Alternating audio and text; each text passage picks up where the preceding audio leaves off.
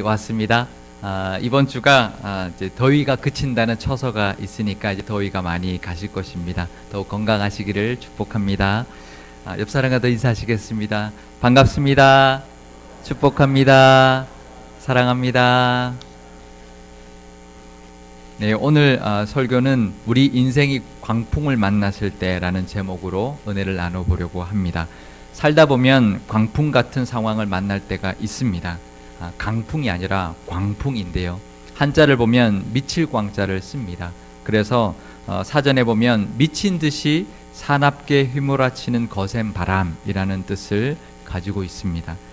미친 듯이 사납게 몰아쳐 와서 아무것도 할 수 없는 상황이 우리 인생 가운데 닥쳐올 때가 있는 것입니다. 그럴 때 우리는 어떻게 해야 하는지 오늘 이 사도행전의 본문의 말씀을 통하여 그 깨닫는 은혜가 있으시기를 축복합니다. 사도 바울이 드디어 로마로 압송되게 되었습니다. 백부장 율리오의 통솔 아래 다른 죄수들과 함께 죄수의 몸으로 배를 타고 로마로 향하게 되었습니다. 가이사라를 출발해서요 해안을 따라 그레데 섬 미항이라는 항구까지는 잘 도착했습니다. 하지만 미항이라는 그 항구는 겨울을 나기가 그리 좋지는 않은 항구였습니다. 그래서 뱃사람들과 로마 군인들은 겨울 나기에 좋은 베닉스 항구로 옮겨가기를 원했습니다. 그런데 사도 바울이 몇 차례 선교 여행을 했기 때문에 그 지역을 항해해 본 경험이 있었습니다. 그런데 그 시기, 그 겨울이라는 그 시기는 그 지중해를 항해하기가 좋지 않은 때라는 것을 조금은 알고 있었습니다. 그래서 백부장 율리오에게 사도 바울이 지금 이 시기에 항해를 했다가는 배와 화물과 사람들의 생명까지도 위태로울 수 있다고 말을 했지만 백부장은 죄수였던 사도 바울의 말을 듣기보다는 선주와 선장의 말을 더 믿었습니다. 그래서 결국 그들은 베닉스를 향해서 출항하게 되었습니다. 오늘 본문을 보면 출항하자마자 남풍이 불었다라고 기록되어 있습니다. 제가 이해를 돕기 위해서 지도를 준비해 왔는데요. 그레데 섬 미항에서 베닉스를 이제 보면 베닉스는 북서쪽에 위치하고 있었습니다. 그래서 남풍이 불면 배를 북쪽으로 밀어주기 때문에 순조롭게 그 남풍을 타고 베닉스까지 가기가 쉬울 것이다. 잘 그 남풍이 잘 베닉스로 도착하게 해줄 것이라고 생각을 했습니다. 하지만 그 순풍은 잠시뿐이었습니다. 얼마 되지 않아서 섬 가운데서 불어오는 광풍을 만나게 되었습니다. 이 광풍의 이름이 무엇인지 아시나요? 제가 신학대학원 다닐 때 쳤던 성경고사에 나왔던 시험 문제였습니다. 사도 바울이 배를 타고 로마로 호송되고 있던 중 그레데 섬 앞바다에서 만난 광풍의 이름은 무엇인가요? 이렇게 문제가 나왔습니다. 답은 유라굴로인데요. 제가 이 답을 맞췄을까요? 틀렸을까요? 네, 틀렸어요. 도대체 이 광풍의 이름이 왜 중요하지? 문제를 풀면서 그 생각이 들었고요. 광풍의 이름까지 기억을 해야 되나? 이런 생각을 들었지만 그 시험 덕분에 이 유라굴로라는 광풍의 이름은 절대로 잊어버리지 않는 이름이 되어버렸습니다. 우리 인생을 살다 보면 우리 인생에도 이 유라굴로 같은 광풍을 만날 때가 있습니다. 세상 살면서 이런 광풍 같은 상황 만나지 않고 사는 사람이 과연 얼마나 될까요? 어쩌면 자잘한 폭풍을 만나면서 살아온 사람은 웬만큼 큰 광풍을 만나도 끄떡없지만 늘 평탄하게 살다가 갑자기 감당하기 힘든 그런 광풍을 만나면 이겨내지 못하는 사람이 참 많이 있습니다. 인생 가운데 누구나 광풍을 만나게 되는 것입니다. 그런데요, 광풍은 오늘 본문의 상황처럼 순풍을 타고 잘 가다가 갑작스럽게 만나는 경우가 많습니다. 처음에는 순조롭게 가기 때문에 출항을 하게 되는 것이죠. 사업을 할 때도 그렇고요. 무슨 일을 할 때도 그렇고 어떤 일을 하든 처음에는 순풍을 타고 잘 가는 것 같다가 갑작스럽게 만나게 되는 것이 바로 인생의 광풍입니다. 어떨 때는 내 잘못이 아닌데도 광풍에 휘말릴 때가 있습니다. 이 사도 바울이 그랬습니다. 사도 바울은 미항을 떠나고 싶지 않았습니다. 왜냐하면 위험할 수 있었으니까. 하지만 사도 바울은 죄수의 몸이었기 때문에 사도 바울의 의지와는 상관없이 출항을 하게 되었고 그 광풍에 휘말리게 되었던 것입니다.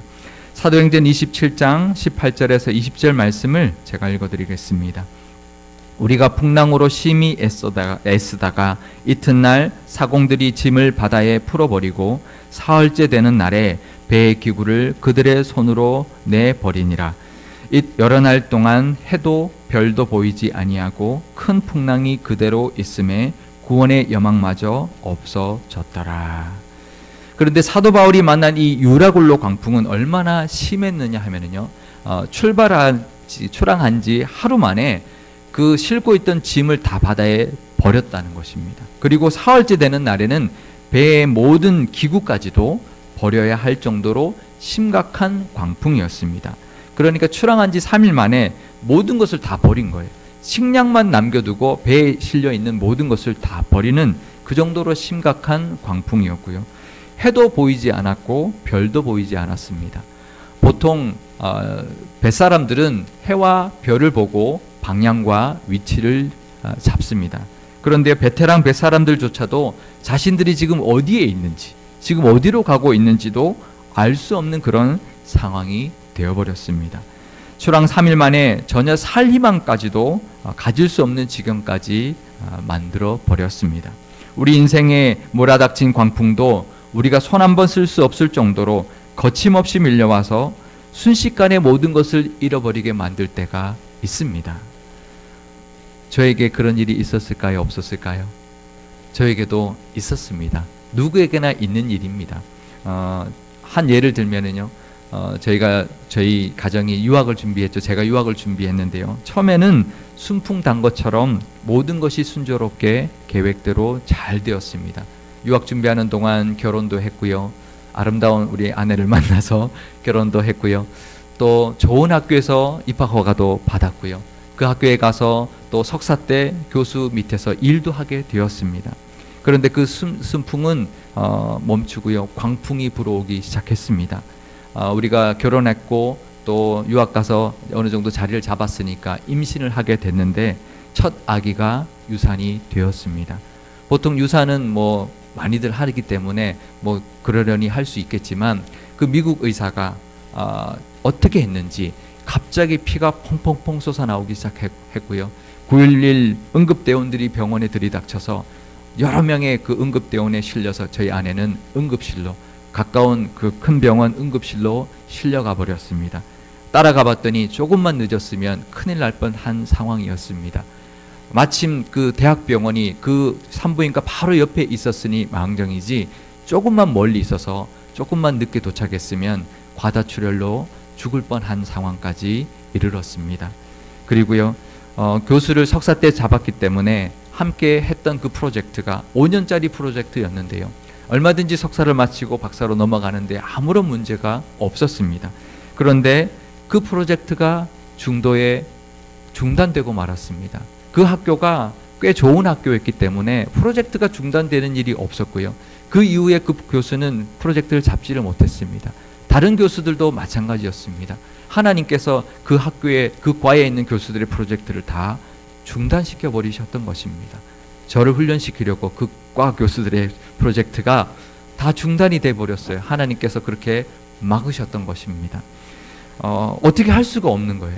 근데 이런 광풍은 한꺼번에 몰려오더라고요. 하나 오면 그래도 감당할 만한데, 하나 오고 난 다음에 조금 견딜만 하면 또 하나가 몰려오고, 우리가 어떻게 손 쓸 수 없는 그런 광풍이 몰려왔었습니다.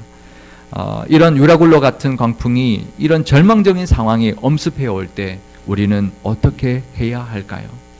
우리가 아무 손 쓸 수 없는, 아무도 도와줄 수 없는 그런 상황에서 우리가 해야 할 수 있는 일이 있습니다. 그것은 바로 하나님을 바라보는 것입니다. 우리에게는 하나님이 계시기 때문입니다. 시편 23편 4절 말씀을 우리 함께 읽어 보겠습니다. 내가 사망의 음침한 골짜기로 다닐지라도 해를 두려워하지 않을 것은 주께서 나와 함께 하심이라. 주의 지팡이와 막대기가 나를 안위하시나이다. 아멘. 다윗은 시편 23편에서 자신이 사망의 음침한 골짜기를 지날지라도 그 해를 두려워하지 않는다라고 말하고 있습니다. 그 이유가 무엇인가요? 왜냐하면 하나님께서 나와 함께 해주시고 계시기 때문이라고 고백하고 있습니다.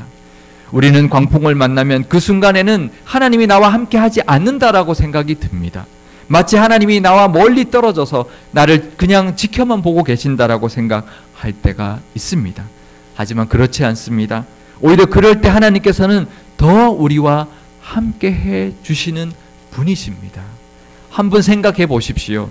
우리가 부모 입장에서 자녀가 위험에 처해 있을 때 어떻습니까? 평소보다 더 긴장하고 더 자녀를 지켜보지 않습니까? 하나님은 광풍 가운데서도 우리와 늘 함께 해주시는데요. 오히려 광풍을 만났을 때 우리와 더 함께 해주시고 더 지켜주시고 더 보호해 주시는 줄 믿습니다. 그 믿음이 있으시기를 바랍니다. 아무것도 보이지 않고 절망적인 상황 가운데서도 늘 나와 함께 하고 계시는 그 하나님을 꼭 기억하실 수 있기를 바랍니다. 그러면은요, 그 절망적인 상황 가운데서 두렵지 않게 됩니다. 상황은 절망적인 상황인데요, 두려움이 사라지게 되는 것입니다. 그리고 그때 우리에게 하시는 하나님의 음성이 있습니다. 우리가 은사가 있어서 하나님의 음성을 들을 수 있다면 좋겠지만 은사가 없어서 하나님의 음성이 들려지지 않아도요, 하나님은 우리에게 이 말씀을 하고 계십니다. 신명기 31장 6절 말씀을 우리 함께 읽어보겠습니다. 너희는 강하고 담대하라. 두려워하지 말라. 그들 앞에서 떨지 말라. 는 내 하나님 여호와 그가 너와 함께 가시며 결코 너를 떠나지 아니하시며 버리지 아니하실 것임이라. 아멘. 하나님께서 우리가 은사가 없어도 괜찮습니다. 우리가 두려움 가운데, 우리가 그 절망적인 상황 가운데 있을 때 하나님은 우리에게 이렇게 말씀하신다는 것을 믿을 수 있어야 합니다. 강하고 담대하라. 두려워하지 말아라. 그들 앞에, 그 상황 앞에, 그 광풍 앞에 떨지 말아라. 왜냐하면 내가 너와 함께하고 있고 내가 너를 떠나지 않을 것이며 절대 버리지 아니할 것이기 때문이다 라고 말씀하시는 것입니다. 광풍 가운데 처해 있는 우리에게 하시는 그 하나님의 음성은 똑같습니다. 늘 한 가지입니다. 그것은 바로 두려워하지 말고 안심하라는 것입니다. 내가 너와 함께하고 있기 때문에 안심하라는 말씀입니다. 그러니 우리가 평소에는 신앙생활 잘 못했어도 괜찮습니다. 이럴 때 하나님을 붙들기만 하면 되는 것입니다. 그런데요, 평소에 신앙생활 잘 하다가도 꼭 이럴 때 시험 드는 사람이 있습니다. 왜 그럴까요? 하나님께 섭섭한 마음이 들기 때문입니다. 하지만 지혜로운 사람은 평소에 잘 못하다가도 이럴 때 하나님께 바짝 엎드리는 사람입니다. 그럴 수 있기를 바랍니다. 그런데 하나님께서 사랑하는 자녀들에게 왜 이런 광풍의 시기를 허락하실까요? 그걸 이해하지 못하면, 그 이유를 이해하지 못하면 하나님께 섭섭한 마음이 들 수밖에 없는 것입니다. 하나님께서는 사랑하는 자녀들에게 광풍을 허락하시는 이유가 있습니다.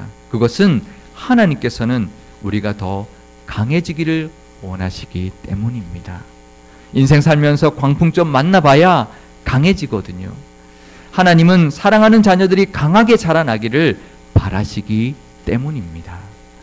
나약하게 늘 잔잔한 호수 같은 곳에서 갇혀서 그냥 호수 같은 곳에 갇혀 있는 그런 곳의 인생이 아니라 웬만한 파도에도 끄떡없이 먼 바다에까지 항해할 수 있는 강한 자녀가 되기를 원하시기 때문에 우리 인생 가운데 광풍을 허락하시는 것입니다.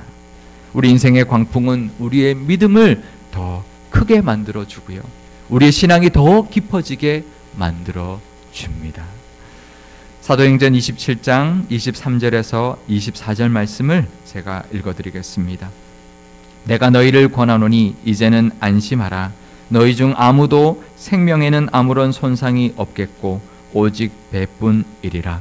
내가 속한 바 곧 내가 섬기는 하나님의 사자가 어젯밤에 내 곁에 서서 말하되 바울아 두려워하지 말라. 내가 가이사 앞에 서야 하겠고 또 하나님께서 너와 함께 항해하는 자를 다 내게 주셨다 하셨으니. 아멘. 사도 바울은 그 순간 하나님을 바라봤습니다. 그리고 하나님의 음성을 들었습니다. 사도 바울은 그 하나님의 음성을 듣고 두려워하지 않았습니다.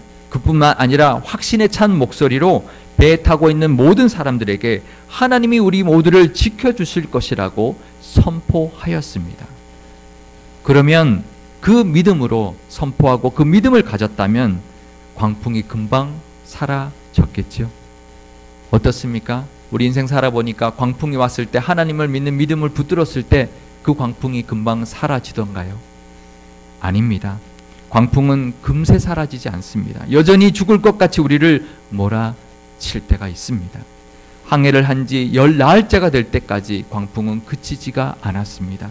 10나흘째가 되어서야 14일이 지나서야 겨우겨우 어느 섬에 가까이 다다르게 되었습니다. 우리가 인생의 광풍 가운데서 우리와 함께 하시는 하나님을 믿고 의지하여 두려워하지 않는다고 해도 광풍이 바로 사라지지 않는다는 것입니다. 그럴 때 광풍을 만나게 되었을 때 그때 금세 사라지지 않는 그 광풍 가운데 우리가 가져야 되는 두 번째 믿음은 바로 하나님께서 건져주실 때까지 믿고 버티는 믿음입니다. 구조대가 오고 있다는 소식이 들려왔다면 그 구조대가 와서 우리를 구해줄 때까지 우리는 버텨내야 합니다. 그것은 우리의 몫이기 때문입니다. 구조대가 온다라는 소식이 들려왔습니다. 그러면 올 때까지 버텨야죠. 제가 예전에 한번 말씀드린 적이 있는데요. 씨름에서 가장 많이 쓰는 기술이 뭐라고 말씀드렸죠? 버티기입니다. 신앙에도 마찬가지입니다. 특히 신앙에서 광풍을 만났을 때, 인생에서의 광풍을 만났을 때 우리 신앙에는 버티기의 믿음이 있어야 합니다. 그것을 인내라고 하는데요. 인내가 우리의 신앙을 얼마나 깊이 있게 만드는지 모릅니다. 하나님 우리 인생 가운데 광풍을 허락해 주신 이유는 인내를 통하여 우리가 더 깊이 있는 신앙을 가지게 하기 위함입니다. 광풍이 닥쳐왔을 때 하나님이 나와 함께 하고 계심을 믿고 두려워하지 않으면서 하나님이 광풍을 없애주실 때까지, 우리를 건져주실 때까지 믿음으로 버틸 수 있기를 바랍니다. 그리고 그 다음은 뭘까요? 소망을 가지는 것입니다. 사도행전 27장 25절에서 26절 말씀을 우리 함께 읽어보겠습니다. 그러므로 여러분이여 안심하라. 나는 내게 말씀하신 그대로 되리라고 하나님을 믿노라. 그런즉 우리가 반드시 한 섬에 걸리리라 하더라. 아멘. 사도 바울은 하나님께서 네가 가이사 앞에 서야 할 것이다 라는 그 음성을 들었습니다. 그리고 난 뒤에 소망을 가졌습니다. 하나님이 말씀하신 그대로 될 것을 믿습니다라는 고백을 했고요. 그러니 하나님이 그렇게 말씀하셨으니 하나님의 말씀대로 될 것이다라는 고백과 더불어서 그러면 반드시 한 섬에 걸리게 되겠구나라는 소망을 가지게 되었습니다.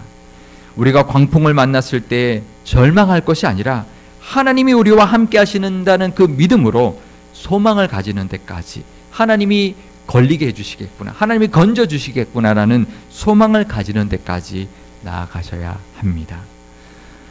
사도 바울 일행은 14일 동안 강풍 가운데 헤매다가 겨우겨우 도착하게 된 섬이 바로 멜리데라는 섬이었습니다.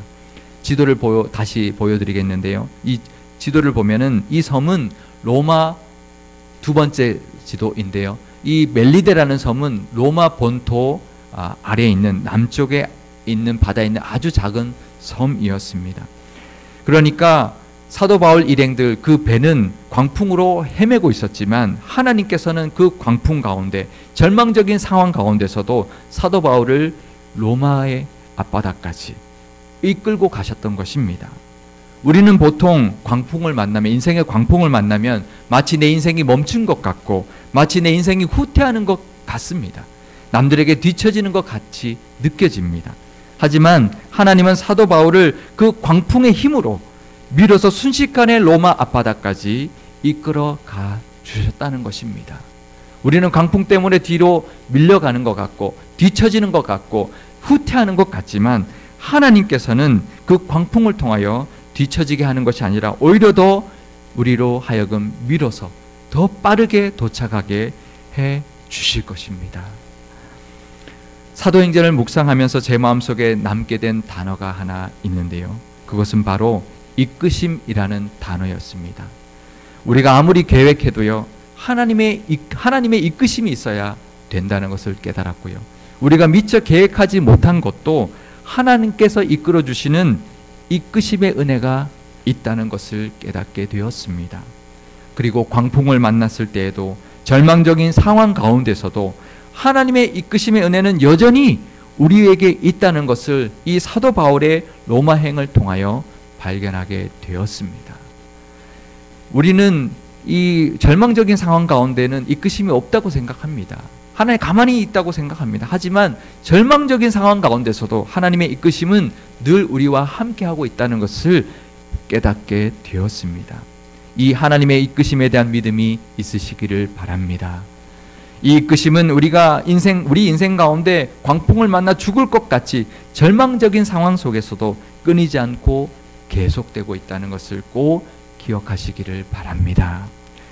광풍 속에서도 여전히 이끌고 가시는 그 하나님이 늘 우리와 함께하고 계신다는 믿음을 가지고 그 광풍을 통하여 성장하는 우리 상일교회 모든 성도님들이 다 되실 수 있기를 주님의 이름으로 축원드립니다.